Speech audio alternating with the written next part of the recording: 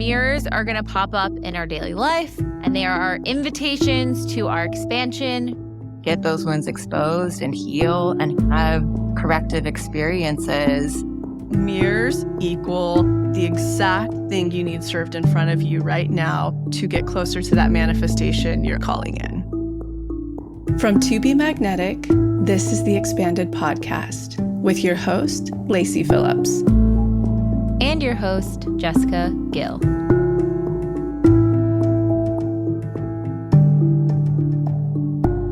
As the leading destination for neural manifestation, we dispel the woo-woo in order to help you create real, tangible results based on neuroplasticity, psychology, epigenetics, and energetics. Our goal is to normalize the practice of manifestation and empower you to get into the driver's seat of your life in order to manifest the experiences, relationships, and things that most align with your authenticity. And by pressing play, the process begins.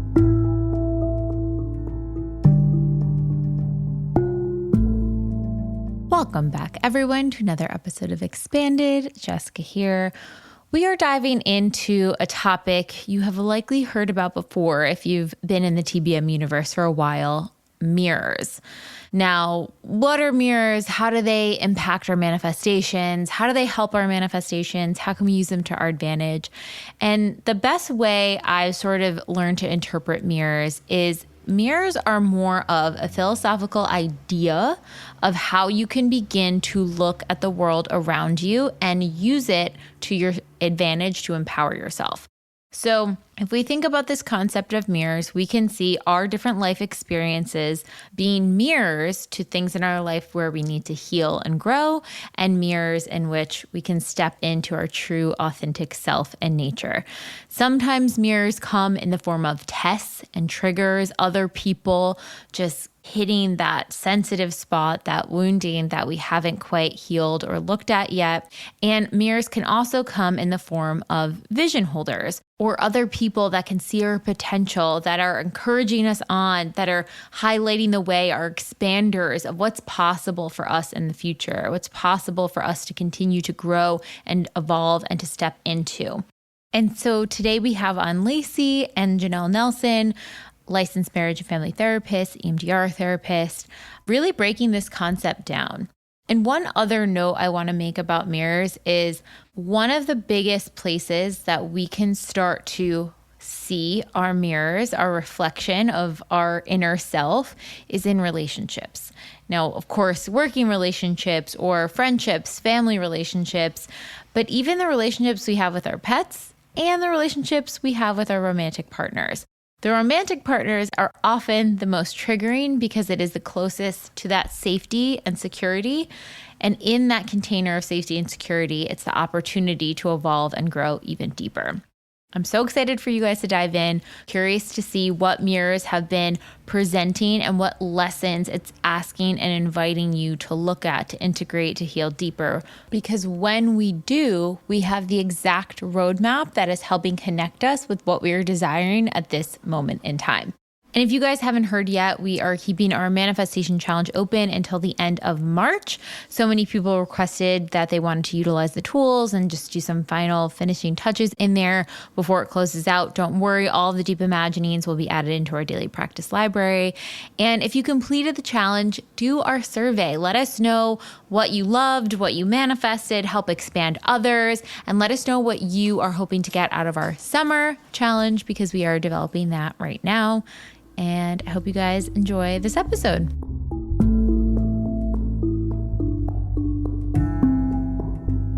And now a word from our partners. Did you know that the type of water that you have in your area, whether it's hard or soft, can be impacting your hair and skin? I've had the ping for quite some time that we have really hard water in Los Angeles, and every single time I shower here versus other locations, like when I'm traveling, I'll notice my hair is much more difficult to brush. It's a little bit rougher. It's not as supple, where other locations, it seems to be a lot softer and smoother. And so I had this ping to get a water filter. But there's a lot of different water filters for your shower head out on the market, and they can be a little bit pricey. So I didn't want to invest in one without really knowing if it was effective or if the quality made a big difference. And then I manifested the Acton Acre shower head filter. So they have been developing this product for quite some time. If you haven't heard of Acton Acre, they're an incredible hair and scalp care company that was founded by Helen Reavy, who is a board certified trichologist. She really understands the implications of your scalp health and how that impacts the rest of your head. She really understands the microbiome of the scalp and is the world's first cold processed hair wellness brand that really makes the emphasis on the scalp. They are so science-backed, and they really care and put intention behind every single thing that they're doing to have the best microbiome for your head and scalp, which thus results in the best hair possible. So when I heard that they were developing this shower head, I was like, sign me up. I need to test this out. This is incredible. So I got it 2 or 3 months back. It was so easy to install. You just put it right where your old shower head is. They have a little flow restrictor depending upon what state you're in to make sure you're using an ideal amount of water coming through. And it has been game changer, both for my skin and for my hair. My body and face feels less dry and scaly after I pop out of the shower. My hair is so soft and supple. I mean, I can brush it wet, which if you know my hair, I could almost never brush it wet without putting some sort of detangler in it because it would get crazy knots, and I can brush it immediately after coming out of the shower. And I seem to be losing less hair in the shower. Whenever I pull clumps of my hair during the shower, there's only a couple strands that come out where before there used to be at least a mini little handful. I'm obsessed. I call it taking my beauty shower because it is helping my skin and face and body and hair all at the same time. And it filters out all of those things that we do not want to be washing our body and hair with. It has 3 different filters on it that filter out chlorine, bacteria, algae that can cause scalp irritation, chloramines that can cause dryness and inflammation, and any chemicals or unwanted odor that might be in the water. So you are getting the cleanest water in your shower. So if you want to test out the shower head filter that really, really works, I highly recommend the Acton Acre one, and you can get a discount on your shower head with the code TBM20 for 20% off.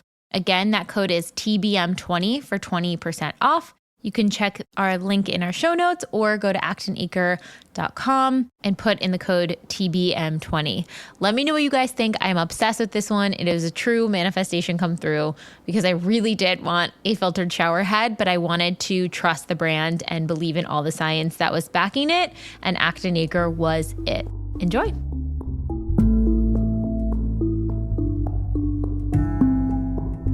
All right, on to the episode.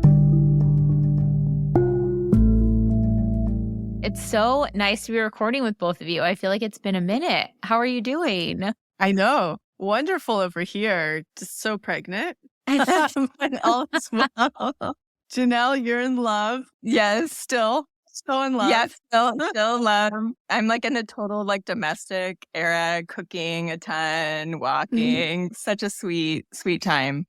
Jessica, you working your ass off. Working my buns off. But honestly, getting in so much more balance. Like yesterday was the first day that I've been trying to do these time blocks every 2 hours, take a break, and like a real break, like put everything down, don't catch up on Slack, just keep that pacing.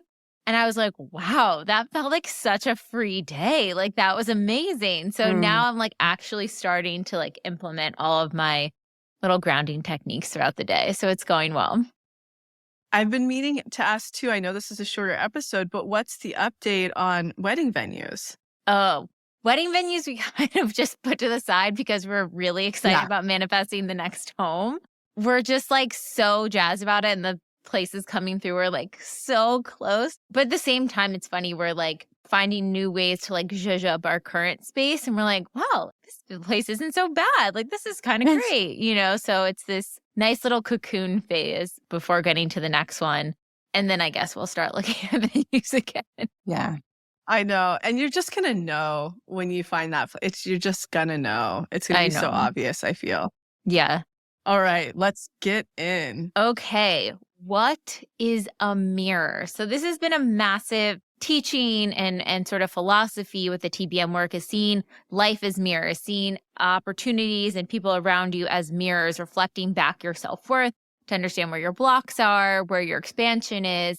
It's also a place that people have a lot of questions. How do we use mirror? How do I know it's a mirror versus a test versus a trigger? Is this a mirror I should pay attention to? How do I work with them with the manifestation work? So Lacy, I want to kind of point to you. How did you first discover this process of mirrors and using this to help super speed and work with people's manifestation process? Yeah. So in a lot of the kind of new age manifestation rhetoric, people are always talking about like the law of attraction, the vortex, the things you attract to you. And though that's obviously happening, it didn't feel rooted or grounded in something that I could really digest. It felt so lofty, so spiritual, so abstract. And then the more that I started to watch patterning and manifestation, I was like, oh, all that's happening is every single thing that's in your life, surrounding you, showing up to you, coming to you, happening to you is a mirror. We talk about this in psychology, which I'm going to let you break down in a minute, Janelle, so people just get it. And I think the best takeaway people can understand with a mirror is literally anything within your reality is the universe mirroring it to you in an effort to bring you back to your whole, worthy, authentic self. It's actually working for you. Even if there are things that are happening in your life that feel overwhelming or hard or sad or you're in grief or fearful, it's all in an effort for you. It's actually out of goodness to push you to peel the onion layers back of which that's not yours. That's not your authentic self. It's that pain, shame, and programming we've been picking up since birth. So that means every person in your life, every situation in your life, your home, your animal, everything is a mirror. So before we go on, let's have Janelle define in psychology, what is a mirror? The best way to think about it is that when we get triggered, it's pointing to our unfinished business. We've talked about this saying before, I think many times on the podcast, but if it's hysterical, it's historical. But it doesn't even have to be like hysterical. It can be where there's just some kind of rub that keeps happening or some sort of even low grade where, for example, if we use the words always or never with our partner, like that can be indicators where it's pointing to our unfinished business. And some mirrors can be positive, right? And then some mirrors are negative. But a lot of times, and especially in partnership dynamics, what's happening is we mirror each other and typically we partner up with the same level of unfinished business together. Typically, it's like a same core wound, but it's just expressed in different ways. Which is a trauma bond. Yeah. Yeah. Yes and no. Trauma bonds can be more of like when there's a pattern of abuse and we're truly bonded to somebody in a really traumatic way. Where in like healthier partnerships, it can be more of there's like an attachment wound and one partner expresses it in an anxious way and the other person expresses it in an avoidant way, but there's a core intimacy wound there. Or maybe there's in a partnership, there's like money keeps coming up as a topic, right? And one person is a major saver and the other one's a big spender to a point where it's problematic. There might be again, like a core wound there, maybe around finances, but again, it's expressed in different ways. Or maybe there's a dynamic where some partner is over-functioning and the other partner is under-functioning. So there's a wound there, but expressed in opposites. And how would you, Jessica, like knowing the work so well, like the back of your hand, how do mirrors, how would you define them in layman's terms? What do they mean to you? So I'll read what we have in the workshop too, but like you were saying, Lacy, the universe's only intention is reconnect with our inherent worthiness. So it's sending you these mirrors and jobs, friends, situations, challenges to reflect back to you where you need that healing or to reflect to you your expansion. And the way that I kind of see mirrors is when you have an opportunity in front of you that is reflecting something back to you, whether it's something that's triggering you or whether that's something that's expanding you. Like I think of a positive mirror would be a vision holder, someone that sees your potential. Either way, it's an invitation to then say like, okay, what is this highlighting to me that I need to bring out more of myself in the case of a vision holder? Or what do I need to maybe have some healing around in the case of a big trigger.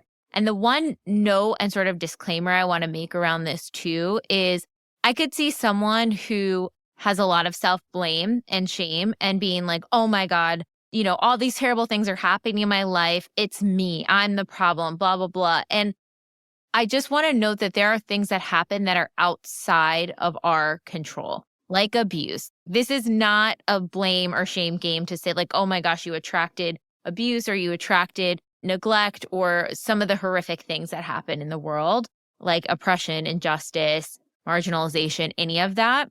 I would say mirrors are an invitation for those everyday, moment to moment basis in the people around you in your closer circle. I would also add to anyone who's experienced everything you just listed off, I energetically see mirrors. I see those experiences developing us into the type of human that we're supposed to be to have purpose on earth. That's how we experience such a spectrum of experiences.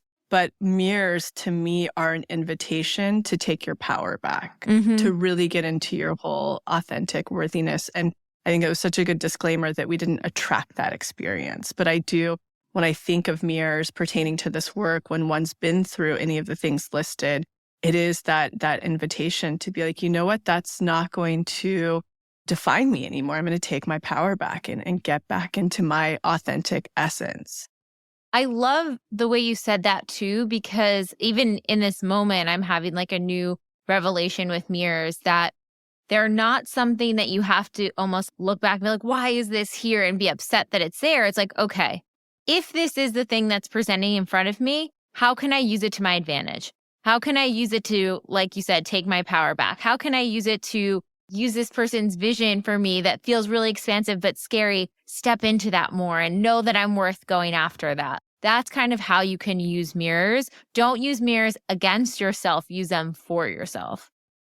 100%. Yes. And that's how we can talk about it, propelling into action for manifestation. Yes. Okay. So talking about the tests and the trigger ones, Janelle, you've talked a lot about the opportunity for a corrective experience. Why do we flock to that person that is going to have that similar core wound, but opposite? Because the universe is interested in our growth more than our happiness. That's a quote from Harville Hendrix. So Harville Hendrix is if you're familiar with Getting the Love You Want, Imago Therapy, he's the founder of that. And his whole work is based off of mirrors in the field of partnership. But yeah, that's his theory, is that the universe is interested in our growth more than our happiness. And I hated this when I learned about it. It was just like, we're going to pick people that literally cannot meet our needs. What on earth, And in that process, the dance of partnership, it's meant to become, so we don't feel like so discouraged by it. It's that we heal in relationships. So we find people that literally, truly just like trigger our early unfinished business. And the work and partnership is to get those wounds exposed and heal and have corrective experiences, get the healing that we need that we didn't get in our childhood. And I would even add to that from a manifestation energetic point, I think that that's also typical, everything you just said, relationally in friendships. Oh, yeah. In family, Yeah. in, bosses. Like I even think of myself, all of my closest best friends on the planet, all of them at least had one alcoholic parent. You know what I mean? It's like this deeper level of relatability, but invitation to grow. I have this same thing with female friends where almost every single one of them were parentified. Oh, yeah. When I started putting pieces, I was like, wait a second. How do we all have this dynamic? This is insane.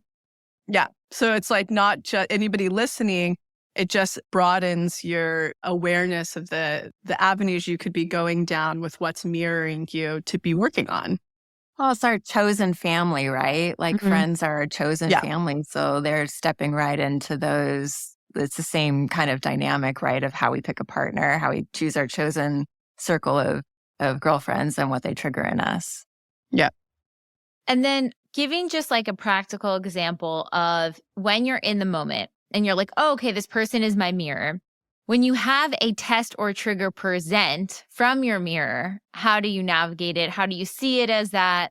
One example I can definitely give is that one wound, and I've definitely talked about this on the podcast before, but one wound is that my dad was like such a workaholic, would come home, be so exhausted, and I'd be like, look at me, come on, pay attention, Dad, like, and was so sad that he was just a tired guy at work. But as a kid, I was like, oh, he doesn't listen to me, like, I don't understand.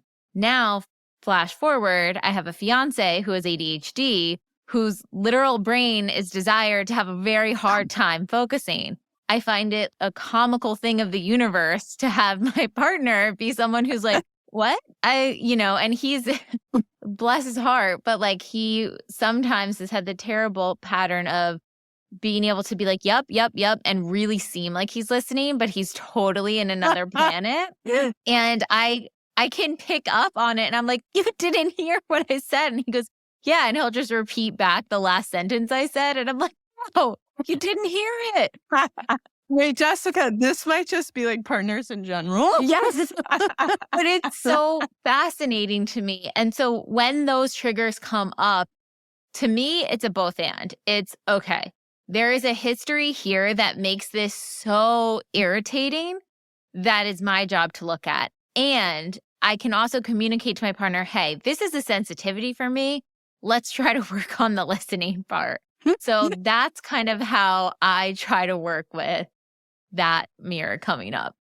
Yeah, that's exactly it. Coming at it with curiosity, compassion. There's such deep mutual understanding. You're not just going, okay, well, this is what it is. You're not like self-abandoning yourself. And you're also not just staying on your side and having no empathy for him. There's like this beautiful middle ground of like, okay, this hits a very deep, painful place in me that I am going to continue to soothe.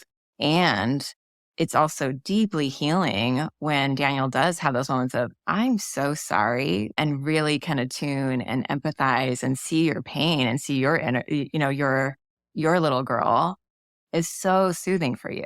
That's where the healing is.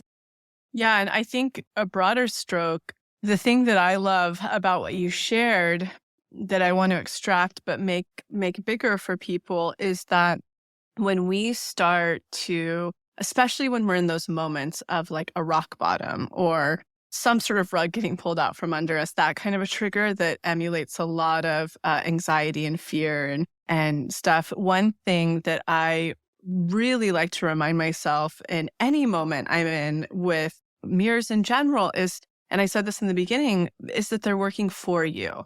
And I think when you are in those moments, let's say somebody doesn't have the awareness or the research and emotional intelligence that you have, Jessica, in your relationship, and that happens to them, that's a big wound, that could really, depending on the way that someone is reactive, could really send them down a spiral, especially in a newer part of the relationship. It's like, oh, they're not that into me. There's just so many places it can go.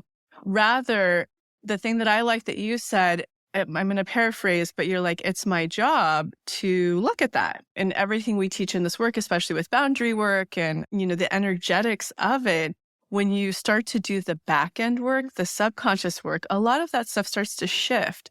So kind of the two things I want to anchor in on just that point in general is when you have those moments of freeze or activation and it all starts unwinding, if you can remind yourself in those moments to help you come back into your parasympathetic, that you're like, oh, this is happening for me.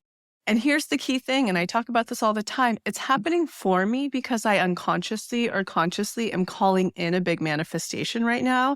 And the universe is literally lining the things up in front of me that I have to address in order to be in the same, if you want manifestation terminology, frequency is it, which means to be in the same self-worth as the thing I'm calling in. So if in those moments of a mirror that's triggering, or even the expansive ones, if we can just stop and go like, thank you, universe. I mean, in that moment, you're not feeling thank you, universe, especially in the oh shit moments. But really, that's what's happening. It's like, thank you, universe. Wow, you're completely lining up in front of me what I need to look at, like Jessica said, and address or integrate the expansion, if that's what's happening, in an effort to connect with this thing that I'm consciously or unconsciously calling in from my authentic self. And this mirror is helping me get closer to that authenticity. So that's like a big thing that I just want people to anchor in while they're listening to this podcast, becoming your own energy reader, your own coach. The universe, the moment you start consciously or unconsciously calling something in, it's going to start orbiting you. And the universe is going to so beautifully begin orchestrating and bringing the mirrors in front of you that you need to address for that thing. That's why we're often saying in this work, when people are really, really going down the road of perfectionism of like, what do I do next? What workshop do I do next? How do I find my expander? I'm in a small town. And I've learned now after doing this work for so long, I'm like, you don't have to really like stress that hard because the universe is going to start serving it all up on a dish. Even expanders, I find. The ones that I go searching for never integrate as deeply as the ones that after I've started unblocking a few key things that the universe slaps in front of me and I'm like, whoa, that was just the expansion I need. So if there's like a sound bite that people can take away from this is that mirrors equal the exact thing you need served in front of you right now in an effort to work with it to get closer to that manifestation you're unconsciously or consciously calling in.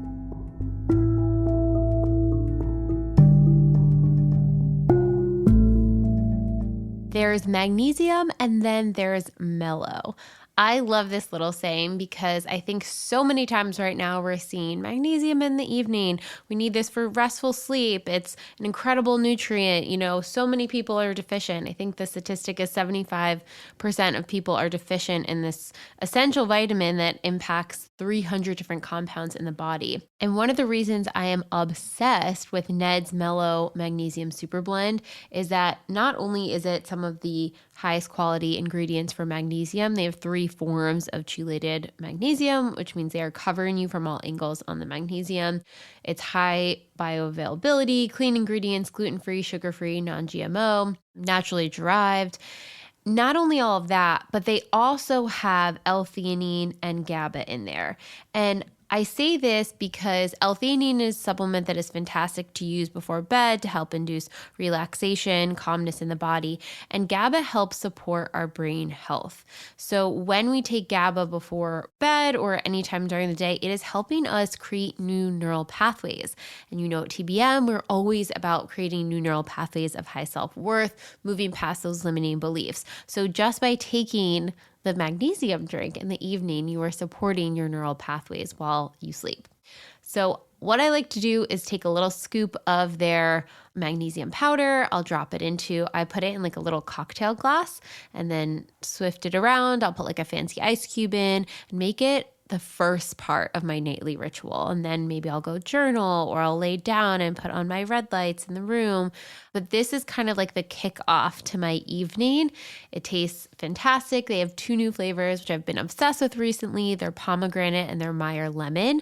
The Meyer lemon, let me know if you guys try it out, but the Meyer lemon to me tastes like a lemon pound cake, but not that sweet.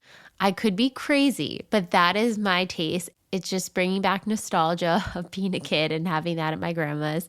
And it is absolutely delicious. And I keep both flavors on hand so I can switch off between the 2. I also am obsessed with their lavender berry. That has been my original favorite that I've loved since day one of Ned, but their new flavors are also fantastic. So if you're interested in upping your sleep game, your nightly ritual, you're looking for something to help calm your nervous system before sleep, or also just help your neural pathways as you sleep, I highly, highly recommend Mellow Magnesium Super Blend. And we have a discount for you guys. You can get 15% off your order with TBM15. Again, that code is TBM15 for 15% off. Check out the link in the show notes to learn more about Ned, the incredible things that the company is doing, and how clean and incredible their products are, how high quality.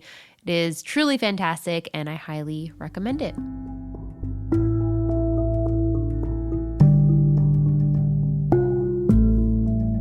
One place people get tripped up with this is that they may be aware and then they don't sit and do the unblocking. Or they'll regulate their nervous system back to sort of like a grounded state. And I've definitely been guilty of this, but then I won't sit down and do the deeper work beyond that. I'll be like, okay, well, now I feel better if that he didn't listen to me, but I'm not going down and doing any DI and healing that part with my dad, right? And so it's going to keep coming up, and it's going to keep coming up again and again and again in an effort to get you there. But I think if you want to feel more integrated with it, it is so scary, but just sit down and take that deep dive. Sit down and give yourself that healing, because that's actually what's going to give you the most benefit long term. So many people avoid that. Sometimes they'll even exit the relationship or the friendship or whatever it is that's triggering them so much because they think it's like, oh, I just don't need to settle here. But actually, they're not addressing that wounding part. And so their next partner, the same dynamic happens again. When it's coming up, that is your invitation to look at it. You're so right. Like, it's beautiful. Like, to when you get triggered, okay, this is the invitation of my unfinished business to integrate and up level and all of it. And that's 100% true. I think sometimes I've seen, especially with women's, like, especially that if there's like a stigma around anger, it's like we get triggered and then we feel like we're not evolved or conscious or whatever. If we have an anger response to something, we feel shame about it. And then we want to empathize and we potentially over empathize. We think that's doing the work. And what happens is there's some dynamics, abusive dynamics, that people actually can get stuck in because they're like, oh, well, this is mirror and this is only me and it's not them. And so I just need to work on my button, and I stay in the abusive cycle. So I feel like I want to name that your anger, it is there to help you. It's an alarm system to look at where your boundaries potentially were crossed. And there's no shame about, like, your nervous system is there to protect you in a fight response or a fight or flight response that is appropriate. So it's not like we resolve all of our childhood issues and we're just neutral and we're never triggered. It's like, no, there are times where, we get triggered and our nervous system is trying to help us leave or move or shift or change. And yes, we want to look at, okay, what is the deeper button that's pressed here that we can integrate? But sometimes it's also acting for an actionable step to say, I need to set a boundary here. I need to walk away, or this isn't healthy for me. It's not just like, oh, this person's triggering my unhealed stuff. Like, sometimes they did something wrong. They're out of their integrity. So I've seen this so many times working with women in abusive relationships where they're like, oh, they're just triggering my dad. And it's like, well, your dad was abusive, and you want to do something with it, and it's not just about sitting and integrating your dad wounds, right? So I want to name that too, almost to reframe, like, if you're feeling anger about something, and maybe not just a partner, maybe it's a boss or a friend or whatever, that's not shameful. It's really important to know that that is not shameful to go, this anger is actually like a sacred messenger. And what is it wanting to tell me? I love, love, love that you name that nuance, because I think that's so important. I mean, everyone falls on the spectrum, right? Like, some people are going to avoid their mirrors. Some people are going to take responsibility for them and not get the message and get out of the unhealthy or unsafe situation. So that's so important. I'm really glad you named that. And most importantly, what you said, which was so important, they're going to do their work on the side of the street, the back work, but there also won't be aligned action. So it's so important to address that in this.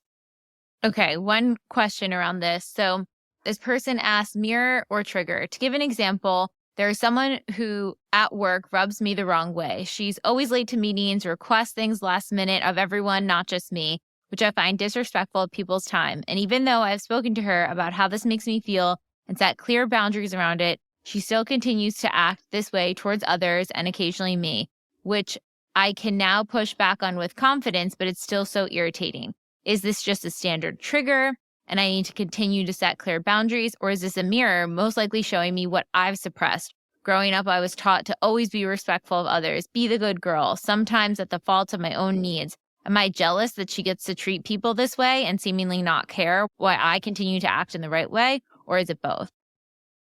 Yeah. So what I'm noticing is somebody that's under functioning, and she might have a history of being a good girl. And in order for her safety or her love or her whatever, she maybe have overfunctioned and worked so hard to dot all her I's and cross all her T's. And she's looking at this girl going, no I's are dotted, no T's are crossed. What the heck, And so this is an interesting one because it could be both and, right? There is a boundary that needs to be set. That anger is informing you that there's somebody that is stepping on her toes, right? She does want to call it out. There is something to address here. It's not that it's all her trigger. And there might be a part of her where she is over functioning, and she does need to maybe give herself some grace or step down a little bit and not be in such an over-functioning perfectionist state. Like, where does she actually need to kind of maybe slow down herself? So that's, again, there might be a core wound expressed differently. So one thing I want to clarify from that is in manifestation energetics, a mirror and a trigger are the same thing. I think that aspect is huge. I think too, recognizing the both and when you have the mirror / trigger in this case, there can always be an opportunity to set a boundary to say, like, you know what this is, or let's call it this behavior, or let's have a conversation. Hey, this behavior made me feel XYZ, put in the nonviolent communication tools to practice.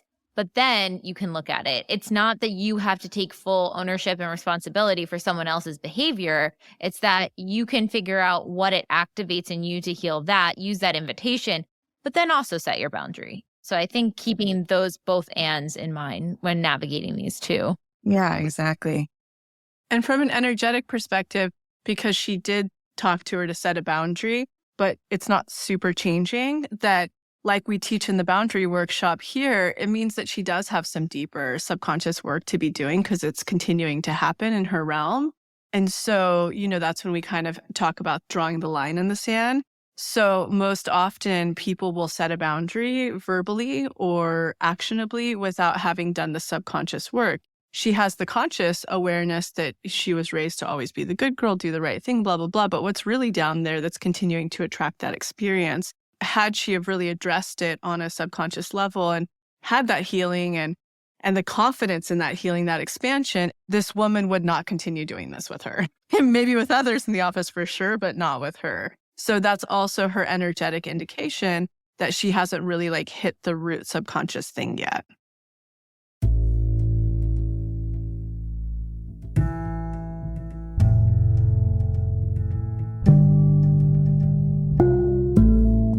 By now, you're starting to get the feel for TBM. Maybe you've heard about our workshops and you're interested in manifestation, but you just don't have the time or energy to sit down and do self-help work. We totally get it. In fact, that's why we created the Daily Practice, which is our massive library of self-hypnosis tracks that you can do anytime without having to jump into a workshop. We call these tracks our Deep Imaginings, or DIs. DIs are different than normal meditations because we designed them using a combination of self-hypnosis techniques, deep theta waves, EMDR-informed tools, and somatic experiencing. A fully loaded formula that is scientifically proven to help you clear your blocks and triggers on a subconscious level, giving you the power to actually create new neural pathways in your brain. So if your boss pisses you off, use our Trigger DI. If you want to feel magnetic before a party or an important meeting, use the Magnetic Self DI. If you're feeling anxious or down on yourself or you need help making a decision, we've got a DI for all of these scenarios and more. You can get full access to the Daily Practice inside the Pathway membership, where you'll also get unlimited access to every workshop, tool, and offering from TBM.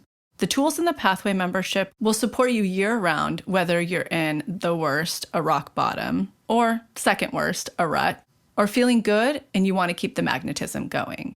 In the Pathway, you'll effectively learn how to become your own manifestation coach, all for less than $1 a day.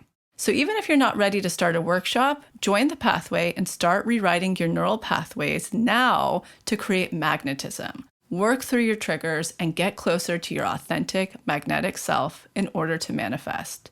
Use our special code MAGNETIC, all caps, MAGNETIC, NETIC, to receive $20 off your first TBM purchase. Again, that's all caps, magnetic. Now back to the episode.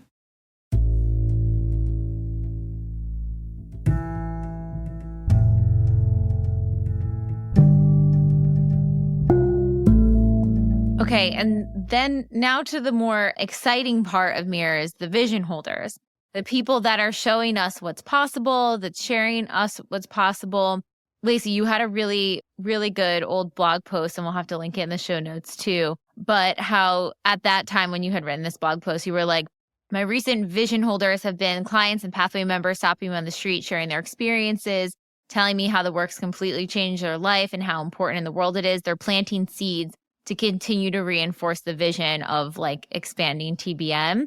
And they're the most profound mirrors and / expanders because they are planting that seed almost sometimes beyond the seeing is believing. They're seeing what's beyond even seeing at that moment.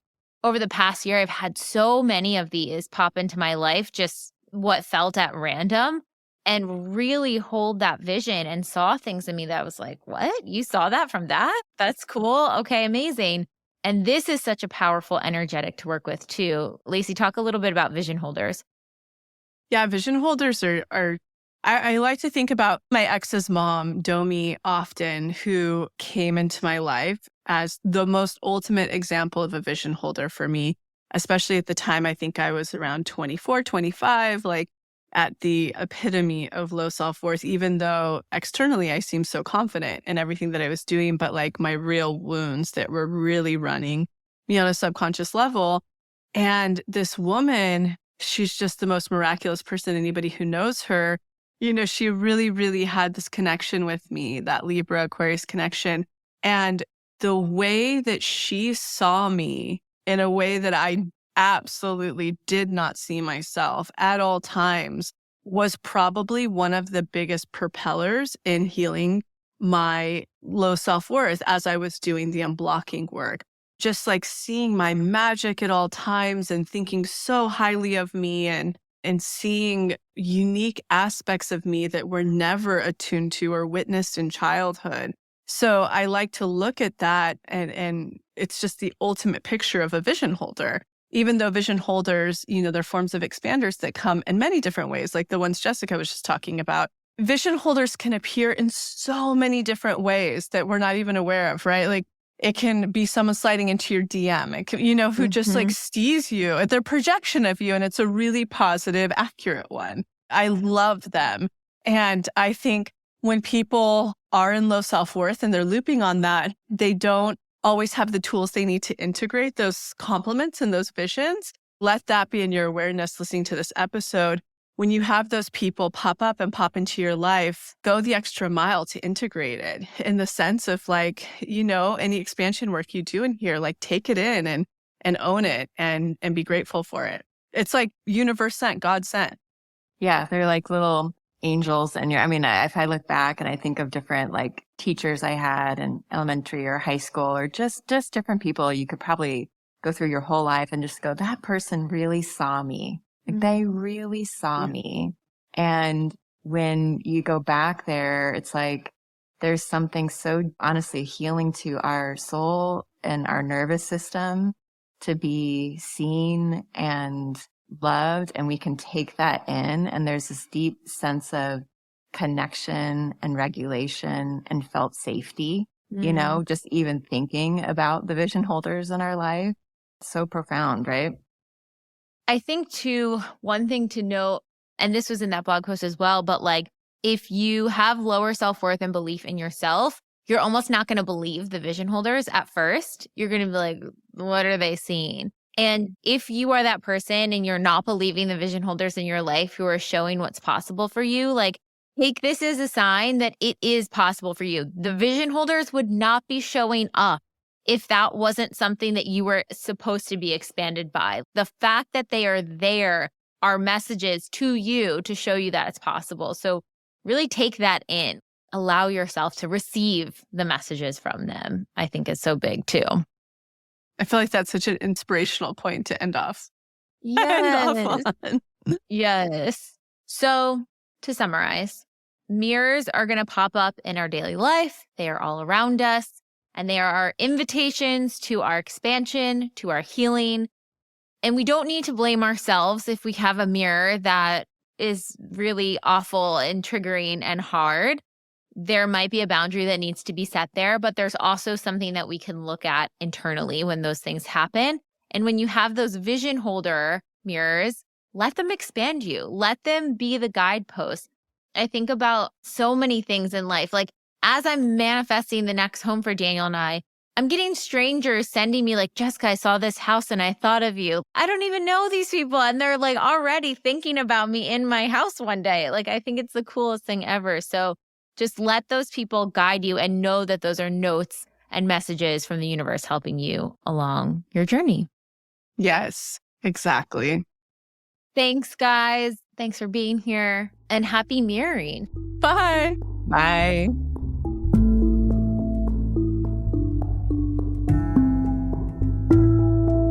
I hope you all enjoyed that episode as much as we did. And if you're starting to get a feel for this to be magnetic manifestation process, but aren't completely sold yet, let me point you to some of our free offerings. You can check out the expanded podcast episode called How to Manifest Anything You Desire, where Lacy, the founder, and I break down exactly what this process is all about. You can check out The Motivation, which is our testimonial library with thousands of testimonials of people who have manifested wild things using this process. Or you could check out our free quiz to find out what manifestation phase you were in, the rut, the rock bottom, the next level, or the magic dark, and how you can navigate. Enjoy! We'll see you next week.